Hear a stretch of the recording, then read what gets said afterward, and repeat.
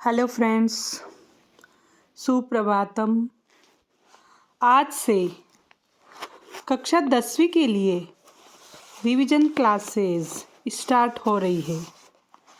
जिन भी बच्चों ने संस्कृत में अभी तक जो कुछ भी नहीं पढ़ पाए हैं या जिनको पढ़ना बाकी है, जो अच्छी तरह से संस्कृत में 100 मार्क्स कवर करना चाहते हैं, उनके लिए आज से रिवीजन क्लासेस क्लास 10 के लिए संस्कृत के वीडियोस डेली अपलोड होंगे, जिससे कि आप आगे से आगे रिवीजन कर सको। पहले हम टेक्स्ट बुक में जो प्रथम पाठ से द्वादश पाठ तक जो लेसन हैं, उन सब की हिंदी समझेंगे और हिंदी समझने के साथ साथ ही हर चैप्टर के क्वेश्चन आंसर भी करते जाएंगे।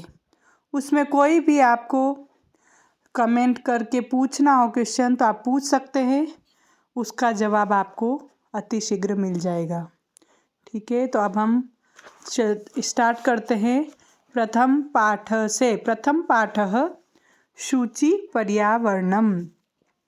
शुचि पर्यावरणम का अर्थ होता है पवित्र। शुचि यानी पवित्र, शुद्ध पर्यावरण। तो पहला पाठ किसका है?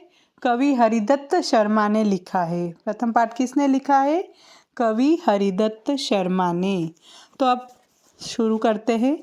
अयम पाठः आधुनिक संस्कृत कवेः हरिदत्त शर्मणः लस्सलतिका इति रचना संग्रहात् संकलितो अस्ति। प्रस्तुत पाठ आधुनिक संस्कृत कवि हरिदत्त शर्मा के रचना संग्रह लस्सलतिका से संकलित है। अत्र कविः महानगराणां यन्त्राधिक्येन प्रवर्धित प्रदूषणोपरि चिन्तितमनः दृश्यते। अत्र कविः, यहाँ कवि ने, इसमें कवि ने महानगरों की यांत्रिक बहुलता से बढ़ते प्रदूषण पर चिंता व्यक्त करते हुए कहा है। क्या कहा है? कि सकथयति, कहा है, उन्होंने क्या कहा है? यद इदम लोह चक्रम शरीरस्य मनसस्य शोषकम अस्ति। चिंता व्यक्त करते हुए कहा है कि यह लोह चक्र तन मन का शोषक है। किसका? शरीर के तन मन का शोषक है। अस्मादेव वायुमंडलम मलिनम भवति, जिससे वायुमंडल और भूमंडल दोनों क्या होते हैं? मलिन होते हैं, दूषित हो रहे हैं। कविः महानगरीय जीवनात् सुदूरम नदी निर्जरम वृक्ष समूहम लताकुंजम पक्षिकुलकलरव कूजितम वन प्रदेशम प्रतिगमनाय अभिलषति। तो कवि कहते हैं कि महानगरीय जीवन से दूर नदी, निर्जल वृक्ष समूह, लता कुंज एवं पक्षियों से गुंजित जो वन प्रदेश की ओर चलने के बारे में अभिलाषा व्यक्त करते हैं। कवि क्या कहते हैं कि महानगर से दूर, प्रदूषित महानगर से दूर हमें कहाँ जाना चाहिए? जहाँ पर नदी, निर्जर वृक्ष समूह, नदी निर्जर है, वृक्ष समूह है, लताएं हैं, कुंज है, बगीचे हैं, पक्षियों से कुंजित जो वन प्रदेश है, वहाँ पर हमें जाना चाहिए, जहाँ पे पवित्र पर्यावरण निवास करता है। तो इस प्रकार कवि हरिदत्त शर्मा शुद्ध पर्यावरण के बारे में हमें बताना चाह रहे हैं कि महानगर में कितना भयंकर प्रदूषित वातावरण है और हम गांवों में रहते हैं, गांवों में पवित्र पर्यावरण होता है, तो गांवों की ओर हमें जाना चाहिए। तो दुर्वहम अत्र जीवितम जातम प्रकृतिरेव शरणम शुचि पर्यावरणम दुर्वहत्रम। तो क्या बताया है कि इस संसार में जीवन अत्यधिक कठिन दूभर हो गया है। दुर्वहत्रम यानी कठिन हो गया है, दूभर हो गया है। कहाँ पर? इस संसार में। दुर्वम अत्र दुर्वम यानी कठिन हो गया है, जीवितम यानी जीवन, कहाँ पर, जातम हो गया है, शुचि यानी पवित्र, शुद्ध और काल। तो इस संसार में व्यक्ति का जीवन क्या हो गया है, अत्यधिक कठिन हो गया है। तो शुचि पर्यावरण मतलब प्रकृति की शरण में हमें जाना चाहिए, जिससे कि क्या होता है, पर्यावरण शुद्ध बना रहे। जातम प्रकृति रेव शरणम, हमें प्रकृति की शरण में जाना चाहिए, जिससे पर्यावरण क्या बना रहे, शुचि पर्यावरणम, पर्यावरण शुद्ध बना रहे। महानगर मध्य, महानगरों के बीच में, चल दनिशम कालायस चक्रम, चल दनिशम कालाय सचक्रम मतलब लोहे का चक्र, कालायस चक्रम यानी लोहे का चक्र, अनिशम, अनिशम यानी दिन रात, अहर्निशम दिन रात, महानगरों के मध्य में प्रदूषण रूपी लोह चक्र दिन रात चलता रहता है। क्या करता है, दिन रात चलता रहता है। मनः शोषयत तनु पेशयत भ्रमति सदा वक्रम, मन को सुखाता हुआ और शरीर को, तनु यानी शरीर को, पेशयत पीसता हुआ, भ्रमति सदा वक्रम सदा टेढ़ा चलता है। दुर्दान्ते ते दर्शनेरमुना शान्यव जनग्रसनम, दुर्दांत, दुर्दांत मतलब ये जो भयानक स्थिति है, दुर्दांतेह भयानक, दशनेह मतलब दांतों से, अमुना यानी इससे, जनग्रसम मानव का विनाश, तो इसके भयानक दांतों से मानव विनाश नहीं होना चाहिए। अतः पर्यावरण क्या होना चाहिए, शुद्ध होना चाहिए। तो इस प्रकार कवि हरिदत्त शर्मा कहना चाहते हैं कि हमें शुद्ध पर्यावरण की ओर जाना चाहिए। कज्जल मलिनम धूमम मुंचति शतशक्ति यानम, कज्जल मलिनम, कज्जल यानी काजल जैसा मलिन, शतशक्ति यानम मतलब सैकड़ों मोटर गाड़ियाँ। तो बताया गया है कि सैकड़ों मोटर गाड़ियाँ क्या है, काजल के समान मलिन गंदा धुआं छोड़ती है। धूमम यानी धुआं, मुंचती यानी छोड़ती है। क्या करती है, महानगरों में सैकड़ों मोटर गाड़ियाँ काजल के समान मलिन काला धुआं छोड़ती है। वाष्पयानमाला संधावती वितरंती ध्वानम, जो वाष्पयाना नाम पंक्ति है, जो रेलगाड़ियाँ है, वे क्या करती है, रेलगाड़ियाँ ध्वानम यानी कोलाहल करती हुई, वितरंती मतलब देती हुई, वाष्पयानमाला रेलगाड़ी की पंक्ति कोलाहल करती हुई दौड़ती है। क्या करती है, दौड़ती है। यानानां पंक्तियों ही अनंता कठिनम संसरणम, क्योंकि क्या होता है, क्योंकि वाहनों की अनंत पंक्तियां है। यानानां पंक्तियों अनंता ही अनंता, क्योंकि ही यानी क्योंकि वाहनों की अनंत पंक्तियां है, इसलिए चलना भी कठिन हो गया है। अतः शुचि पर्यावरणम मतलब पर्यावरण शुद्ध रहना चाहिए। श्लोक नंबर 3, वायुमंडलम भ्रशम दूषितम नहीं निर्मलम जलम, वायुमंडल जो हमारा वातावरण है, भ्रशम यानी अत्यधिक, दूषितम यानी दूषित हो गया है। क्या बताया है कि प्रदूषण के कारण वायुमंडल क्या हो गया है, अत्यधिक दूषित हो गया है। न ही निर्मलम जलम, क्योंकि जल भी निर्मल नहीं है। कुत्सित वस्तु मिश्रितम भक्ष्यम समलम धरातलम, कुत्सित वस्तु जो वस्तु है, धरातल पर जितनी भी वस्तुएं हैं वे क्या हो चुकी है, कुत्सित वस्तुम, वस्तुएं सब क्या हो चुकी है, खराब हो चुकी है, वस्तुएं सब दूषित हो चुकी है, प्रदूषित वस्तुओं से मिश्रित हो चुकी है। तो खाद्य पदार्थ जो है वह क्या हो चुका है? प्रदूषित वस्तुओं से मिश्रित है। तो भक्ष्यम स मलम धरातलम, तो संपूर्ण भूमि जो है गंदगी से युक्त हो गई है। खाद्य पदार्थ जो क्या हो गया है? सब दूषित हो गया है। करणीयम बहिर अंतर जगति तु बहुशुद्धिकरणम। करणीयम मतलब हमें क्या करना चाहिए? कर्तव्य बता रहे हैं कि हमें अतः संसार में बहिर अंतर, बाहर और अंदर से अत्यधिक शुद्धिकरण करना चाहिए, जिससे क्या हो? संसार में शुद्ध बाहर और अंदर शुद्धिकरण करने से पर्यावरण की शुद्धता बनी रहे। शुचि पर्यावरणम, पर्यावरण क्या हो? पवित्र हो। श्लोक 4।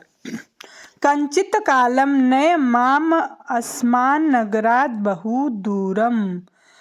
कंचित कालम कुछ समय के लिए क्या करना चाहिए? नया ले जाओ, माम यानी मुझे, अस्माद नगरात इस नगर से, बहुत दूर ले जाओ, बहु दूरम कुछ समय के लिए मुझे क्या करो? इस नगर से बहुत दूर ले जाओ।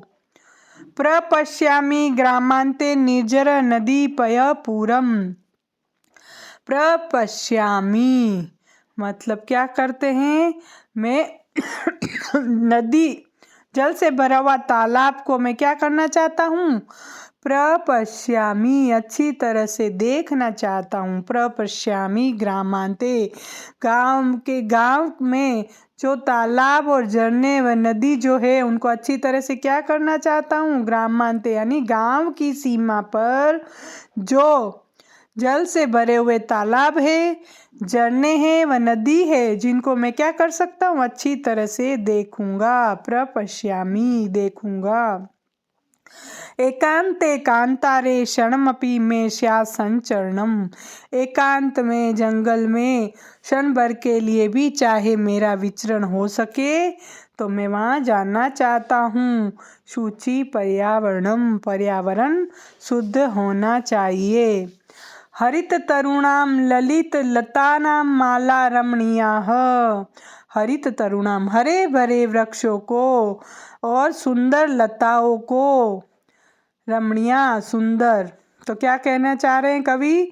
कि गाँव को सीमा पर जो प्रकृति का सौंदर्य है उसका वर्णन करते हुए कवि कहते हैं कि हरे भरे वृक्षों को और सुंदर लताओं को, रमणीय पंक्तियाँ माला की तरह जो रमणीय लगती है वैसी पंक्तियों के समान, कुसुमावली समीर चालिता श्यामे वर्णिया, पुष्पों की पंक्तियाँ जो है मुझे ग्रहण करनी चाहिए, अर्थात इसकी शोभा देखनी चाहिए। वर्णिया यानी ग्रहण करना चाहिए। नवमालिका रसालम मिलिता रुचिरम संगमनम। नवमालिका रसालम मिलिता, आम्र मंजरी जो है आम के साथ क्या हो गई है? मिल गई है। नवमालिका मतलब आम की मंजरी, रसालम यानी आम, उसके साथ क्या हो गई है? मिल गई है। रुचिरम समगमनम, उनका मिलन बहुत सुंदर है।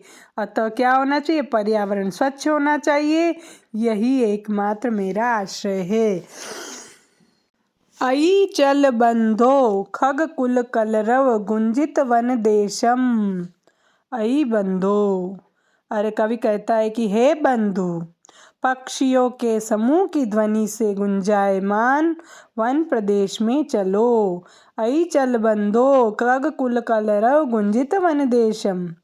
तो कवि कहता है कि हे बंधु, पक्षियों के समूह की ध्वनि से गुंजायमान वन प्रदेश में चलो। पूरा कलरव संभ्रमित जनेभ्यो धृत सुख संदेशम।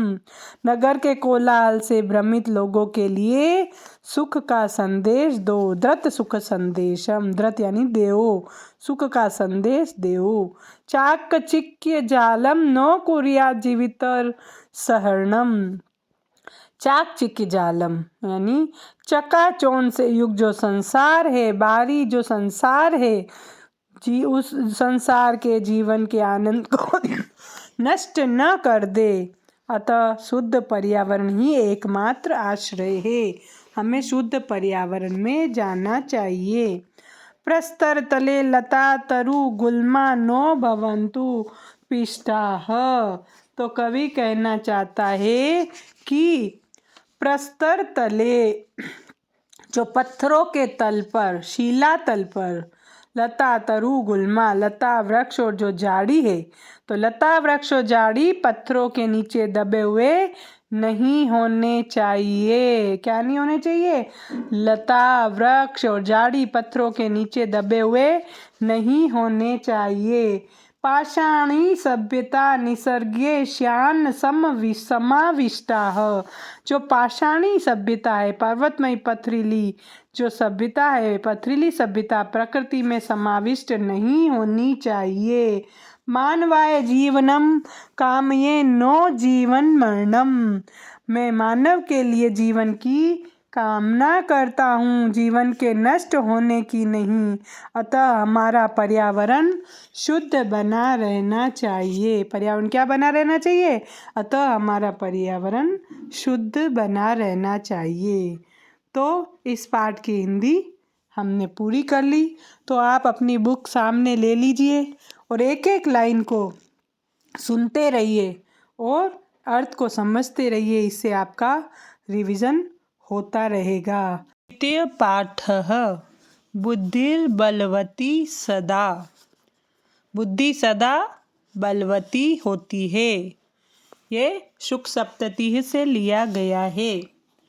प्रस्तुत पाठ शुक सप्तति इति कथा ग्रंथन्यात् संपादनं कृत्वा संग्रहितो अस्ति। प्रस्तुत पाठ शुक सप्ततिः नामक प्रसिद्ध कथा ग्रंथ से संपादित करके संग्रहित किया गया है। अत्र पाठांशे स्वलघुपुत्राभ्यां सह काननमार्गेण पितृगृहं प्रति गच्छन्त्या बुद्धिमती नाम्न्या महिलाया मतिकौशलं प्रदर्शितं वर्तते। इसमें अपने दो छोटे छोटे पुत्रों के साथ जंगल के रास्ते से पिता के घर जा रही बुद्धिमती नामक महिला के बुद्धि कौशल को दिखाया गया है। सा पुरतः समागतं सिंहमपि भीतिमुत्पाद्य ततः निवारयति। जो सामने आए हुए शेर को भी भीतिमुत्पाद्य ततः निवारयति, डराकर भगा देती है। इयं कथा नीति निपुणयोः शुकसारिकयोः संवादमाध्यमेन सद्वृत्तेः विकासार्थं प्रेरयति। यह कथा नीति निपुण शुक्र और सारिका की कथा के द्वारा सद्वृत्ति का विकास करने के लिए प्रेरित करती है। अस्ति देऊलाख्यो ग्रामः तत्र राजसिंह नाम राजपुत्र वसति स्म। देऊल नाम का एक गांव था। तत्र राजसिंह नाम राजपुत्र वसति स्म। वहाँ राजसिंह नाम का राजकुमार रहता था। एकदा केनापि आवश्यक कार्येण तस्य भार्या बुद्धिमती। एक बार किसी आवश्यक कार्य से उसकी पत्नी बुद्धिमती पुत्रद्वयोपेता पितु गृहं प्रति चालिता। उसकी पत्नी बुद्धिमता अपने दोनों पुत्रों के साथ पिता के घर, मतलब अपने पियर की ओर जा रही थी। मार्गे गहन कानने सा एकम व्याघ्रम दर्दश। रास्ते में गहन जंगल में उसने एक शेर को देखा। किसको देखा? शेर को। सा व्याघ्रम आगच्छन्तं दृष्ट्वा धाष्टर्यात् पुत्रो चपेटया प्रहत्य जगाद। वह शेर को आता हुआ देखकर धृष्टता से दोनों पुत्रों को थप्पड़ मारकर बोली। क्या बोली? कथमे के कशो व्याघ्र भक्षणाय कलहम कुरुतः। क्यों एक एक शेर को खाने के लिए झगड़ा कर रहे हो? अयम एकस्तावद्विभज्य भुज्यताम, यह एक ही है, इसे बांट कर खा लेना। अन्यो द्वितीय कश्चित लक्ष्यते, बाद में अन्य कोई दूसरा ढूंढ लेंगे, तो आप एक ही को खा जाना, दो टुकड़े करके, एक शेर कोई दो टुकड़े करके खा लेना। इति श्रुत्वा व्याघ्रमारी कचिदीयमिति मत्वा व्याघ्रो भयाकुलचित्तो नष्टः। तो ऐसा सुनकर, इति श्रुत्वा व्याघ्रमारी, यह सुनकर यह कोई बाघ को मारने वाली स्त्री है। उसने क्या सोचा? व्याघ्र ने ऐसा सोचा कि यह सुनकर यह कोई बाघ को मारने वाली स्त्री है, ऐसा मानकर बाघ भयभीत हो गया। बाघ डर गया। उसने तो एक चालाकी करी उस स्त्री ने, लेकिन बाघ डर गया, वह भयभीत हो गया। बाघ डरकर भाग गया। निज मुद्या विमुक्ता सा भयाद व्याघ्रस्य भामिनी, वह जो रूपवती स्त्री थी उसने क्या किया? वह रूपवती स्त्री ने अपनी बुद्धि से बाघ के भय से वह क्या हो गई? मुक्त हो गई। अन्योपि बुद्धिमालोके मुच्यते महतो भयात्, संसार में अन्य बुद्धिमान भी महान भय से मुक्त हो जाता है। तो इस प्रकार उस बुद्धिमती स्त्री ने अपनी बुद्धि से बाघ से वह मुक्त हो गई। भयाकुलं व्याघ्रम दृष्ट्वा कश्चित् धूर्तः शृगाल हसन्नाह, भय से व्याकुल बाघ को देखकर कोई धूर्त सियार हंसता हुआ बोला, भवान कुतः भयात् पलायत, आप किस भय से भाग रहे हो? वह क्या कहता है? वह शृगाल कहता है कि आप किस भय से भाग रहे हो?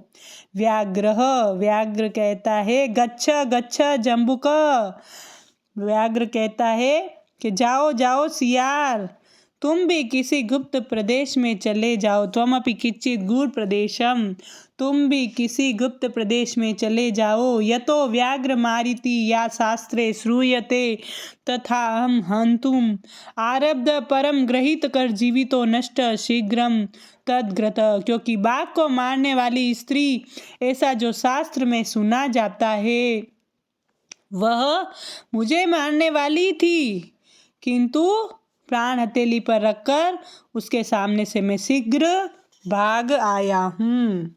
ग्रहित कर जीवित मतलब हथेली पर प्राण लेकर, प्राण हथेली पर रखकर मैं क्या करा है? मैं भाग आया हूँ, उससे बचकर भाग कर आ गया हूँ। शृगालः व्याघ्र त्वया महत् कौतुकम आवेदितम यन्मानुषादपि बिभेषि, सियार कहता है कि हे बाघ, तुमने महान आश्चर्य की बात बतलाई है कि तुम मनुष्य से भी डरते हो। व्याघ्र कहता है प्रत्यक्षमेव मया सात्मपुत्रा वे के कशो माम तुम कलहाय मानो चपेटिया प्ररंती दृष्टा। व्याघ्र कहता है मेरे द्वारा अपने सामने ही उसे अपने दोनों पुत्रों को एक एक करके मुझे खाने के लिए झगड़ा करते हुए को थप्पड़ मारते हुए देखा गया है। तो इस प्रकार वह बुद्धिमती स्त्री ने किया और वो उससे व्याघ्र भी डर गया। जम्बुकः स्वामिन् यत्रास्ते सा धूर्ता तत्र गम्यताम्, तव पुनः तत्र गतस्य सा सम्मुख कम पीक्षते यदि तर्हि त्वया अहम हंतव्य इति। जम्बुक सियार कहता है स्वामी, जहाँ वह धूर्त स्त्री है वहाँ जाइए। हे बाघ, तुम्हारे फिर से वहाँ गए हुए के सामने यदि वह स्त्री देख भी लेवे तो तुम मुझे मार देना। व्याघ्र शृगाल यदि त्वं मां मुक्त्वा यासि तदा वेलाप्य वेला स्यात्। व्याघ्र कहता है सियार से, हे सियार, यदि तुम मुझे छोड़कर चले जाओगे तो शर्त भी असर्त हो जाएगी, व्यर्थ हो जाएगी। जम्बुकः यदि एव तर्हि मां निज गले बद्ध्वा चल सत्वरम स व्याघ्र तथा कृत्वा काननम ययो। वह कहता है जम्बुक सियार कहता है यदि ऐसा है तो मुझे अपने गले में बांधकर शीघ्र चलो। शृगालेन सहितं पुनरायान्तं व्याघ्रं दूरात् दृष्ट्वा बुद्धिमती चिंतवती। वह बाघ उसे गले में बांध कर वैसे ही करके ले गया।